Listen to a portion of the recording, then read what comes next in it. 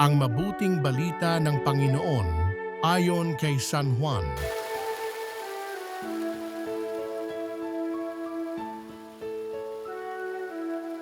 Nung panahong iyon, sinabi ni Jesus kay Nicodemo, "Huwag kayong magtaka sa sinabi ko sa inyo, lahat ay kailangang ipanganak na muli. Umiihip ang hangin kung saan ibig at naririnig ninyo ang ugong nito, ngunit hindi ninyo alam kung saan nanggagaling at kung saan naparoroon. Gayon din ang bawat ipinanganak sa Espiritu." "Paano pong mangyayari ito?" tanong ni Nicodemo.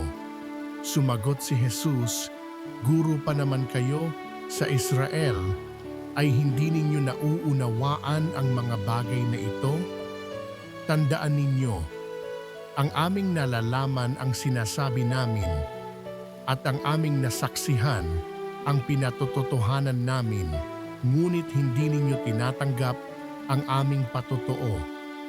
Kung hindi ninyo pinaniniwalaan ang sinasabi ko tungkol sa mga bagay sa sanlibutang ito, paano ninyo paniniwalaan kung ang sabihin ko'y tungkol sa mga bagay sa langit?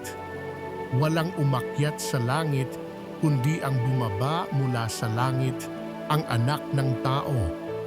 At kung paanong itinaas ni Moises ang ahas doon sa ilang, gayon din namin kailangang itaas ang Anak ng Tao, upang ang sinumang sumampalataya sa Kanya ay magkaroon ng buhay na walang hanggan."